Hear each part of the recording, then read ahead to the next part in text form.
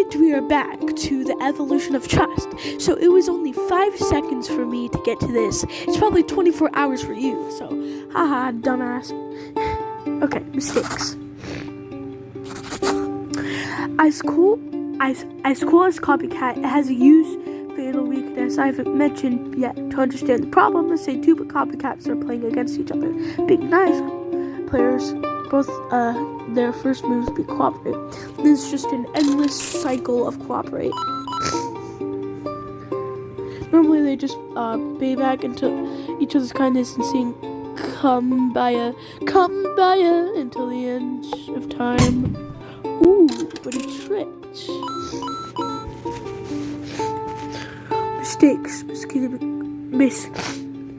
miscommunication, misinterpretations. Accidents happen all the time in real life, but if the other person doesn't think it was an accident, then they'll cheat, and then we'll cheat, and it's just a never-ending cycle. Oh no, times 2. The other player, being a copycat, has to retaliate, and you being copycat as well will also have to retaliate. Yeah. Thus, like the Hatfields and McCoys, these two copycats will spiral into an endless cycle of vengeance. It started over a single mistake long ago. Tragic, but now there are other types of players to deal with who can deal with mistakes. Let's meet some new faces, or new hats anyway.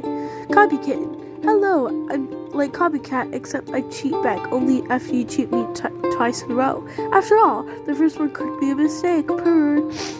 Hi, I try to start cooperate. If cooperate back, I do the same thing as last move, even if it mistake. If you cheat back, I do opposite thing. So if you cheat, you do the opposite. So if we keep cheating, he just goes back and does the opposite of our move. So, monkey, robot, ninja, pizza, tacos.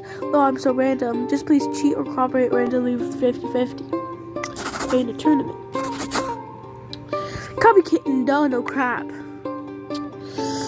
Yeah, you bet Copycat wins. Let's find out.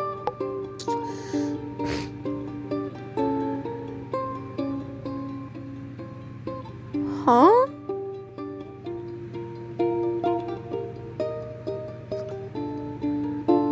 Oh, this is because Simpleton is actually capable of exploiting always cooperate. They both stop cooperating, but if Simpleton makes a mistake and cheats, since always cooperate never retaliates, I'll keep cheating. Same thing before, except instead of half always cooperate, it's half always cheat. So more hostile has to be Copycat.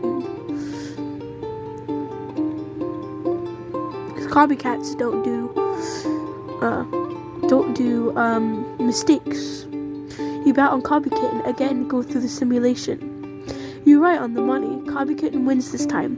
That's surprising that even a meaner starting population, Copycat, a more forgiving version of Copycat, was the most successful. No, Copycat is so forgiving that it doesn't even entirely wipe out Copycat. It shares room.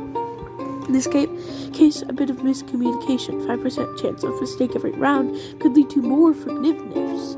But this is true for all levels of miscommunication. There's a slider below to change the amount of miscommunication. The hints start at 5%, Copycat wins.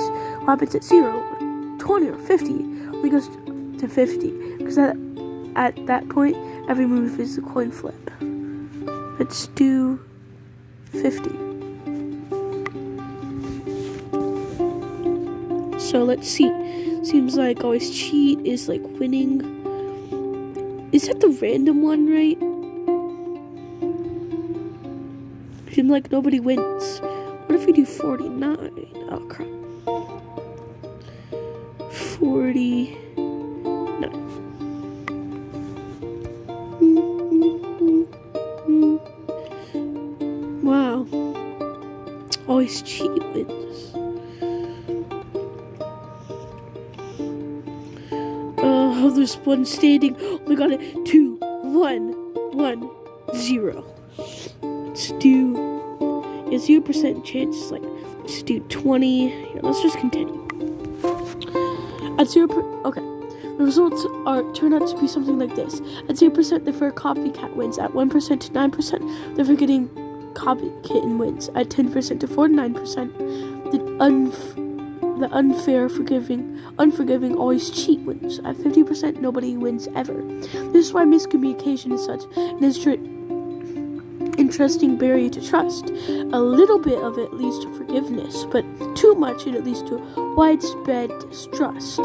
I think our modern media technology, as much as it's helped us increase communication, has increased our miscommunication much more.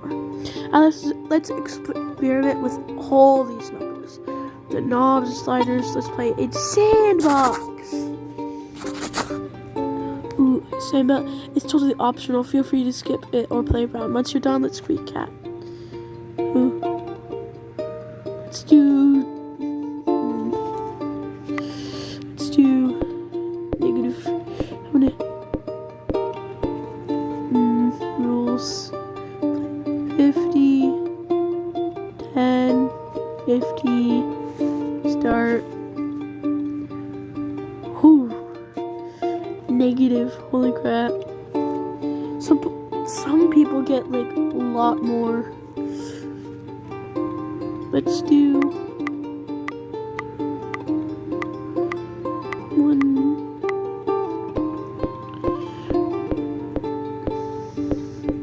I might play the Sandbox maybe some other time. Look at all the numbers.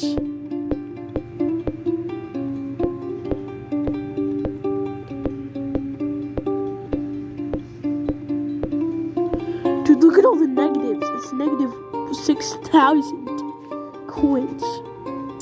So I think I might do the Sandbox maybe another day. Game theory has shown us 3 things we need for the evolution of trust. Repeat interactions. Trust keeps a relationship going, but you need the knowledge of possible future repeat interactions before trust can evolve. 2 possible win-wins. You must be playing a non-zero sum game, a game where it's at least possible that both players can be better off. A win-win. Low miscommunication. If the level of miscommunication is too high, trust breaks down. But when there's a little bit of miscommunication, it pays to be more forgiving. Of course, real-world trust is affected by much more than this. There's reputation, shared values, contracts, cultural markers, blah, blah, blah. And let's not forget the biggest lesson. If there's one big takeaway from all of this game theory, it's this. What the game is defines what the players do. Our problem today isn't just that people are losing trust, it's that our environment acts against the evolution of trust. This may seem cynical or naive. That's what we're merely products of our environment. But as game theory reminds us, this is just a theory. Reminds us, we are each other's environment. In the short run, the game defines the players. But in the long run, it's us players who define the game. So, do what you can do to create the conditions necessary to evolve trust, build relationships, find win-wins, communicate clearly. Maybe then we can stop firing at each other, get on our own trenches, cross no man's land, and come together and all learn to live and let live. A Christmas truce between opposing trenches, illustrated by A.C. Michael.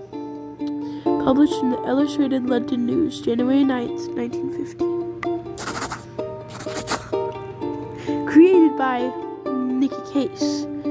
Based off Robert's Axelrod's 1984 book, The Evolution of Cooperation. Lots of love and thanks to my Patreon supporters. P.S. Want more learning by playing?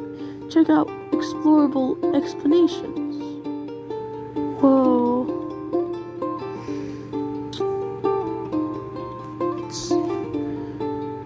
drawings. I want to see the drawings. That's cute. The evolution of trust was created thanks to our generosity of the supporters on Patreon. Speaking of whom, here they are, the coolest peeps. Oh my god, these are so cool. Look, they got all their like little shapes.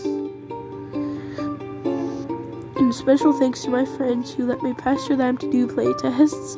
Thanks for Sebastian Schallenberger and Josh Triplet helping me fix some bugs post-release. Alright, I think I'm done with this episode.